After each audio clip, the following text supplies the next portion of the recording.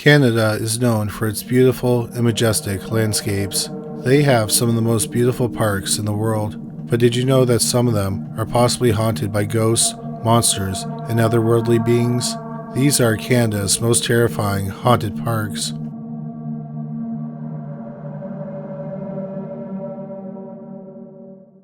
Number 3. Skeleton Park, Kingston, Ontario. With a nickname like Skeleton Park, you can bet it's haunted. McBurney Park is a cemetery with a splash pad and a playground, perfect for all ages. The area was Kingston's earliest and biggest cemetery from 1809 to 1864. Many of the people buried there died from cholera and typhus, which swept through the city in the 1840s. By 1890, the cemetery was full. It was closed and fell into disrepair. Around that time, people started moving into homes around the cemetery, putting pressure on city officials to clean up the area.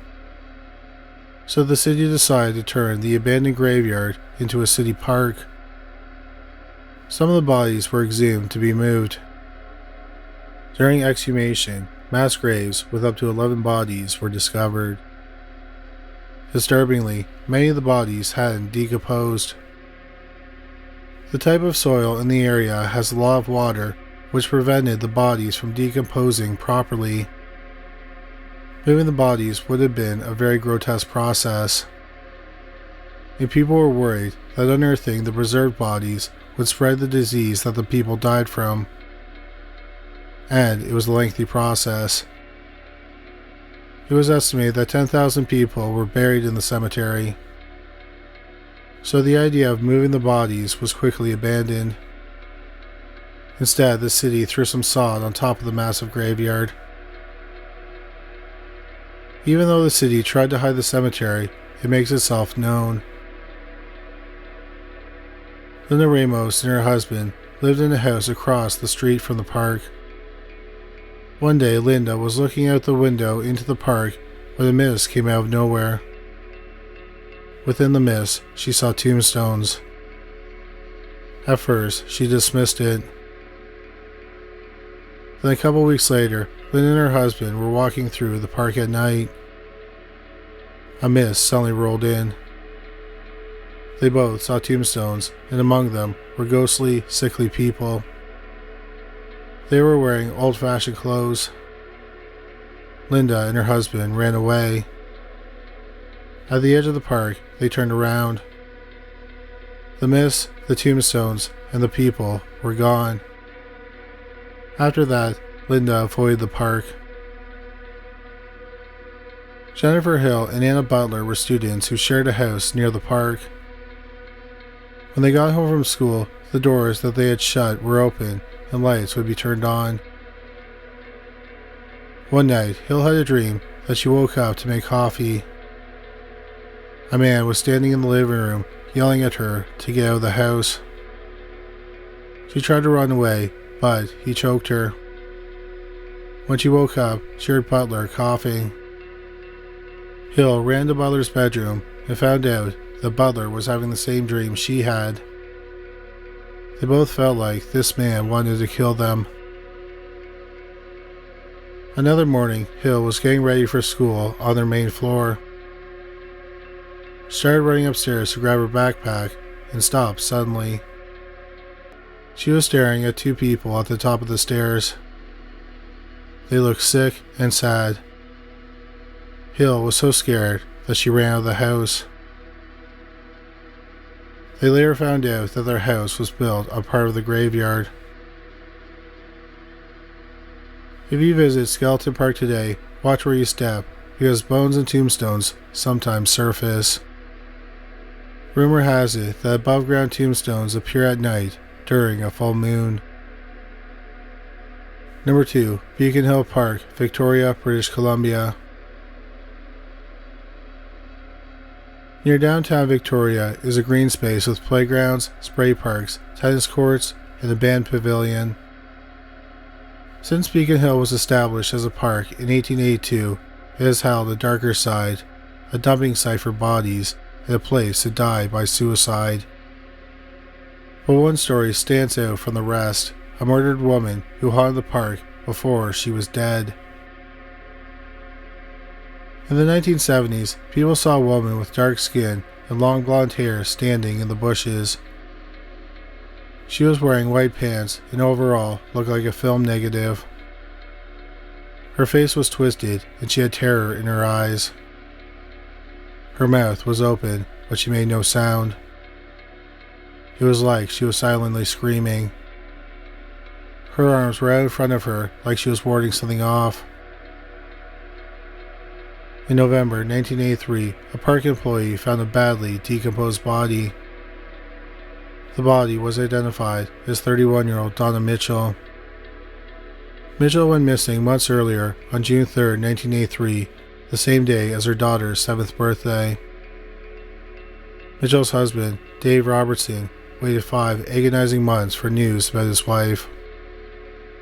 Sadly, it wasn't the news he had hoped for. Mitchell's body was found in open grass near the Southgate Street entrance.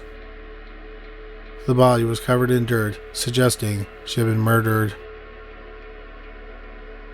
The day Mitchell went missing, she was wearing blue jeans, a blouse, white shoes, and a gray coat with a fur collar. Mitchell had dark brown hair and brown eyes. By examining the dirt, it was determined that her body had been there since June 6th. The police believe she was killed elsewhere and then buried in the park. She died by strangulation. After the body was found, park visitors started seeing the same woman screaming silently. This time the woman had long, dark hair. She had her arms outstretched. The difference was, instead of looking like a photo negative, this apparition looked like a positive photograph. People say the original apparition was Mitchell's doppelganger, and the second apparition was the ghost of Mitchell. She's known as the Screaming Doppelganger, and she's still seen today. Donna Mitchell's murder case remains unsolved. One suspect is Gary Ridgway, also known as the Green River Killer. He murdered at least 49 women between 1982 and 1998. Mitchell was killed near the start of Ridgway's killing spree. Mitchell was also strangled like Ridgway's victims. But Ridgway has never confessed to her murder, and no evidence connects him to the crime. At the time of this recording, Donna Mitchell's case is considered cold. Number 1. Nahanni National Park Reserve, Dehcho Region, Northwest Territories. This huge remote park in Canada's north holds a history of mysterious deaths, creatures, and experiences. Nahanni National Park Reserve is 3 times as big as Yellowstone National Park in the United States. Nahanni sees only 1,000 visitors each year, while Yellowstone receives 5 million a year. Nahanni Park is east of Alaska in the Canadian Arctic. It's a UNESCO World Heritage Site that can only be accessed by float plane or boat. The Naha tribe originally lived in the area and launched the lore. They were violent warriors who lived in the mountains. They tortured their enemies, mutilated bodies, killed children, and captured women. The Dene peoples lived in the lowlands and avoided the Nahanni area because they thought it was cursed. One day, the Dene sent scouts to the mountains to find the Naha. They wanted to kill them once and for all. The scouts found a camp and returned to the lowlands to grab their warriors. Once they returned to the Naha camp, they surrounded their teepees, opened their flaps, and found no one. The group vanished and was never seen again. Starting in the 1800s, prospectors visited the park to look for gold. One of the most infamous stories follows brothers Frank and Willie McLeod. In 1904, the brothers successfully found gold in the park. They returned the next year. By 1908, their younger brother, Charles, hadn't heard from them. That spring, an abandoned canoe similar to the one the brothers brought to Nahanni was found on the shores in South Nahanni. Charles found out about the canoe through local news. Worried about his brothers, he put together a search party. Upriver, they found an abandoned camp. Next to the campfire, under blankets, they found two headless skeletons. One of the skeletons was reaching towards a rusted rifle. Charles recognized the clothing. They were his brothers, Frank and Willie. There were still crates of supplies and gold quartz at their camp. Their heads were nowhere to be found. These are the deaths that earned the area the nickname Dead Man Valley. Some reports said that the McLeod brothers were murdered, but if they were, why didn't the killers steal their gold or any of their supplies? In 1915, Poolfield was an ex-Mountie who ran a trading post for the Northern Trading Company. He received a letter from his friend, a Norwegian prospector named Martin Jurgensen. Jurgensen wrote that he found gold in the Nahanni Valley. So Field and his friends went to the Nahanni Valley to find his friend and the fortune. The group came across Jurgensen's cabin, or what remained of it. The cabin was nothing but ash now. Jurgensen's headless skeleton was outside. Field and his friends buried the bones and marked them with a wooden cross. The Royal Canadian Mounted Police investigated the strange death, but they couldn't conclude what happened. After these deaths, the people started to think that the area was cursed, as the Dene people had long told. But it seems the prospect of finding gold was greater than the danger of the area. Even the best outdoorsmen ended up dead and headless, like Yukon Fisher. He was an outlaw who escaped into the Nahanni Valley. He would visit Field's trading post and stock up on supplies before heading back into the bush. Field said that Fisher had animal-like instincts since he was living such a primitive lifestyle. But one day his headless remains were found, and no one knows what happened to him. In 1930, trapper Phil Powers built himself a cabin in the Nahanni Valley. 2 years later, he failed to meet up with his fiancée, Miss Swenson. They were supposed to meet at Nahanni Butte to get married, so she contacted the RCMP. Mounties, along with Field, looked for Powers. Unfortunately, they found a scene similar to Jurgensen's, a burned-down cabin with a headless skeleton. It was not ruled an accident, not a suicide, but a mystery. There are many other stories of people mysteriously dying in the area and being found headless. Countless others disappeared. One explanation for these deaths and disappearances is the Nahanni. The Dene were terrified of these giant, hairy cannibals with red eyes. In the 1900s, the Dene and visiting prospectors and trappers described their footprints as 3 feet long. The Nahanni could tear trees and their roots from the earth with just their hands. Their skin was so tough that bullets couldn't even harm them. The Nahanni would surround a camp and hide in the woods. They would make whistling sounds and throw rocks and sticks at people in the camp. Then, in the middle of the night, the Nahanni would capture and eat children, women, and lone hunters. Sometimes their victims would escape and live to tell the tale. Poolfield himself lived to tell the tale. In summer 1914, Field and his group were visited by a Nahanni. The creature hid in the forest and threw sticks at their tents. This happened many nights in a row.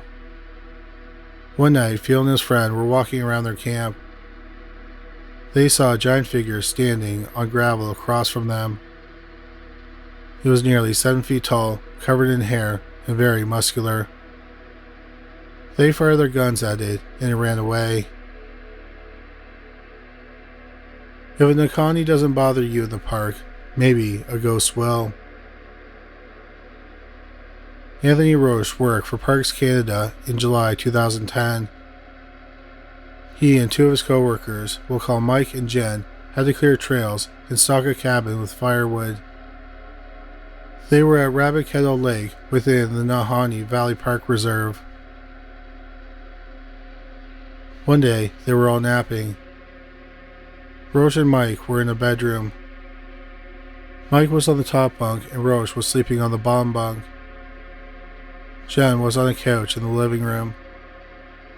Roche heard footsteps from the kitchen to the bedroom. He was lying face down and didn't see who it was. Someone tapped his heel. He thought it was Jen trying to wake him up and get him to help her with her chores.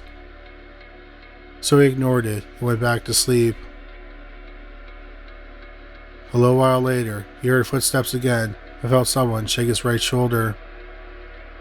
He again thought it was Jen, so he fell back asleep. Later, he heard the footsteps again, but this time they sounded like angry, forceful steps. Then someone violently shook his right shoulder. Roche got up and no one was around. Mike was sleeping on the top bunk and Jen was sleeping on the couch in the living room. He woke Jen up and asked her why she shook him. She said she had been sleeping the entire time. Roche woke Mike up and asked him if it was him. But Mike said he had been sleeping the whole time. A month later, Anthony Roche was back at Rabbit Kettle with 2 other co-workers and a student who was making promotional videos. After a day of filming, the 4 of them sat around a fire to cook some food. Once they were done, they grabbed binoculars and looked for wildlife in the surrounding bush. Just then, Roche heard a man in the woods impersonating a raven. He knew the sound because he and his brothers would do it all the time as kids. At that time, visitors weren't allowed in this area of the park because of forest fires, so it was unlikely that was a human visitor. They also couldn't see anyone through their binoculars. Then the wind picked up and they heard a woman singing. Could this have been the Nahanni, or spirits of people who died in the park? That remains a mystery.